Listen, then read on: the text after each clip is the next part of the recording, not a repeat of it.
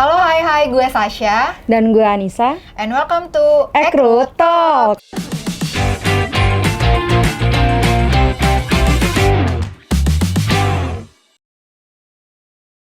Berdasarkan Ekrut Jurnal, berikut data kebutuhan rekrutmen berdasarkan kategori pekerjaan yang banyak dicari selama tahun 2021.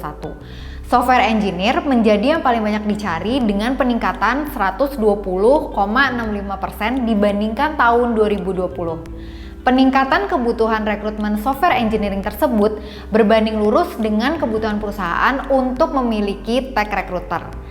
Di Ekrut Talks kali ini kita kedatangan Anissa Dia Rahmawati, Senior Technical Recruiter di Traveloka.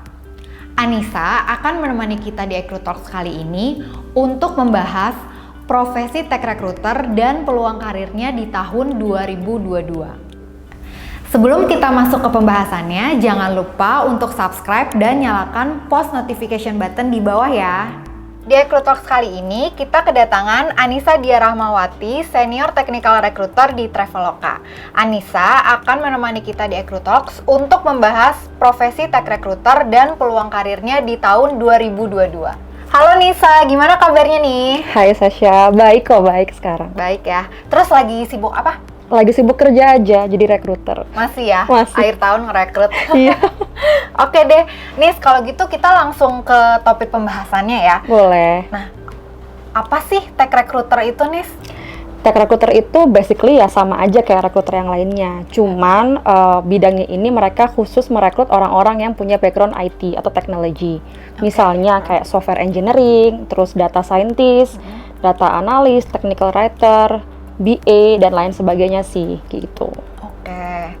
Nah, terus sejak kapan sih profesi ini tuh mulai dibutuhkan banyak perusahaan? Nah, apa sih hal-hal yang melatar belakangi?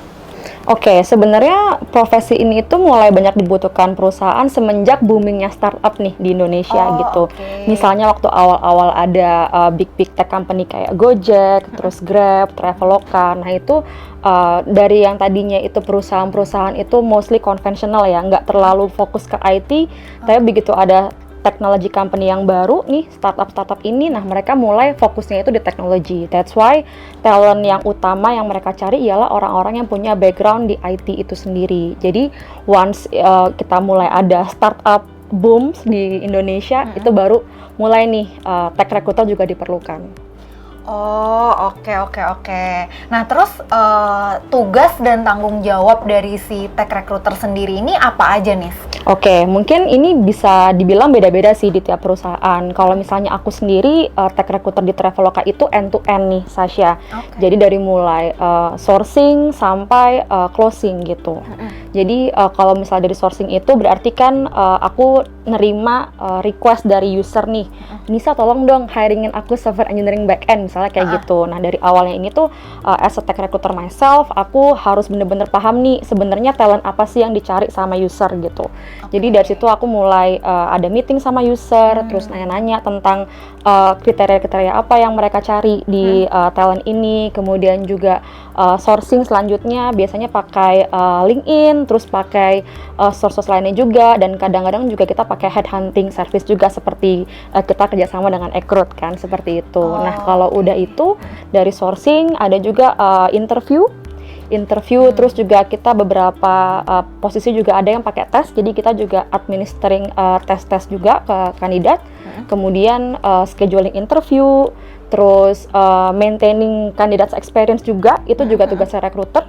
Kemudian kalau misalnya udah oke nih semuanya, kandidatnya udah lolos nih di recruitment proses, untuk offering stage juga recruiter yang ngelakuin. Jadi kita yang sending the offer sampai nanti akhirnya kita persiapan untuk onboarding kandidat itu sendiri.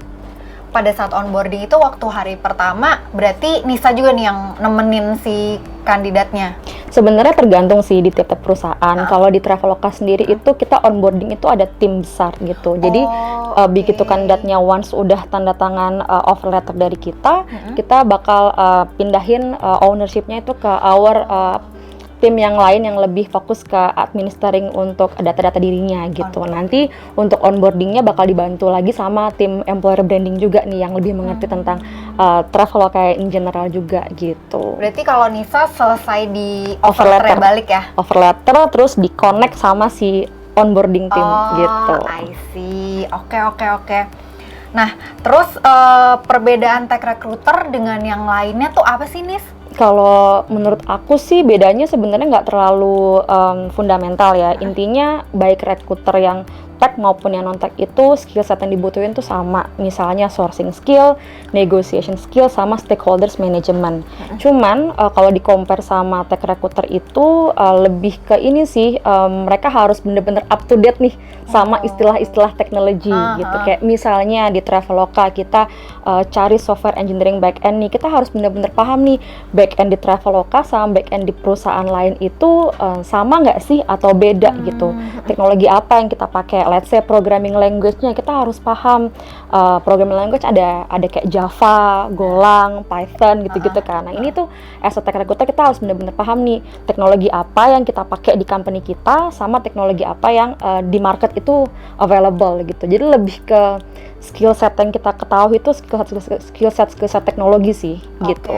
Padahal kitanya mah nggak ngoding ya, tapi tetap harus paling nggak paham kan? Enggak gitu. Misalnya kan kalau misalnya kita interview orang kan juga harus tanya nih, misalnya kamu seberapa jago sih programming language gitu, taunya apa aja gitu. Kayak misalnya nih, oh mbak aku bisanya JavaScript. Nah JavaScript sama Java for backend kan beda nih. Minimal itulah yang kita harus paham gitu. Jadi bukan cuma sekedar baca kualifikasi tapi nggak tahu dasar-dasar perbedaannya lah. Nah, as a tech recruiter tuh sebenarnya lebih kita ada ekspektasi untuk si recruiternya sendiri paham lah istilah-istilah dasar dalam teknologi kayak gitu.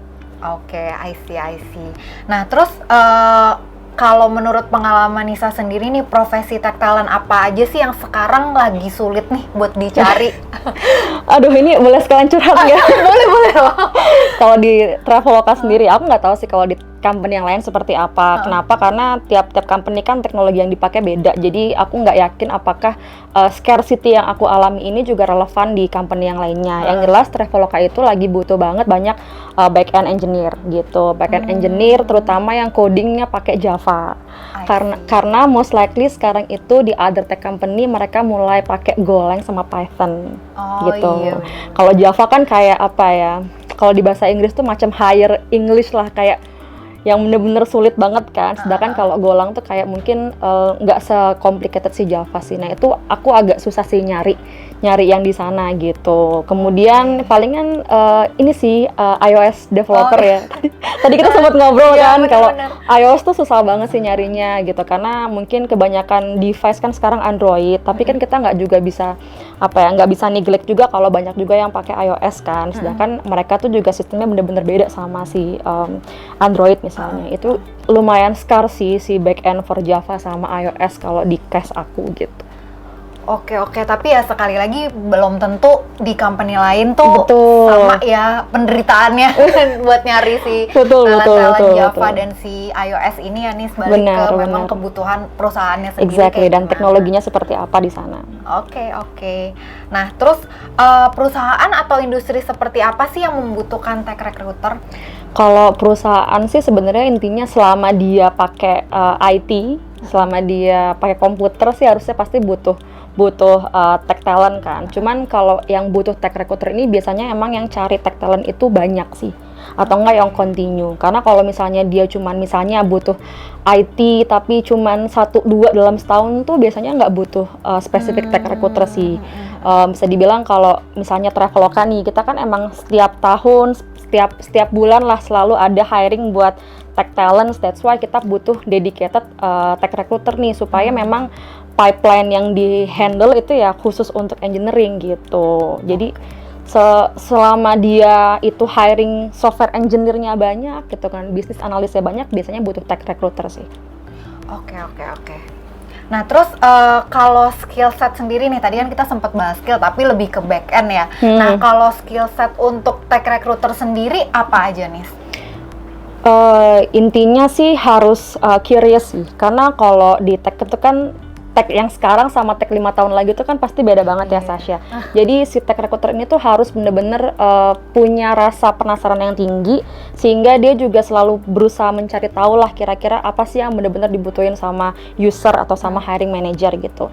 Curiosity yang tinggi, kemudian communication skill juga penting Sasha gitu, karena kan kita juga ngobrolnya sama orang-orang yang sangat teknikal kan, dan yang teknikal itu tuh biasanya mereka punya istilah-istilah sendiri yang kita juga harus pelan-pelan menyelami lah kira-kira maksudnya mereka itu apa kan. Nah, itu kemudian stakeholders management sih, dalam arti kita harus bisa maintain ekspektasinya user gitu.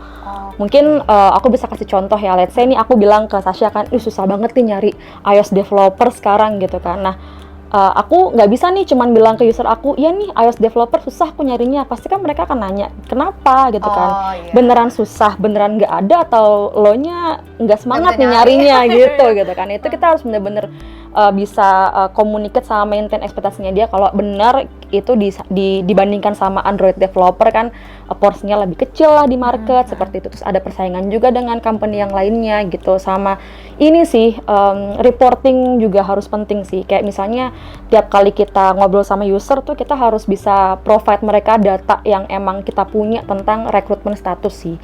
Itu yang kayaknya masih belum banyak sih yang di highlight ya di rekrutmen ya. Mungkin kan mikirnya rekrutmen asalkan bisa ngomong harus jadi rekruter dong. Padahal sebenarnya you really need to be able to understand what kind of recruitment metrics yang kamu harus punya, yang kamu harus bisa kelola, yang nanti akhirnya itu bisa jadi bahan report lah buat user kamu. Terus yang selanjutnya kalau tech recruiter sendiri sih ini sih Boolean search sih. Kamu pernah familiar nggak sama Boolean search? Belum tuh, apa tuh? Iya, jadi kalau di LinkedIn itu kan kamu bisa suka nyari-nyari kandidat kan dengan berbagai macam keyword kan.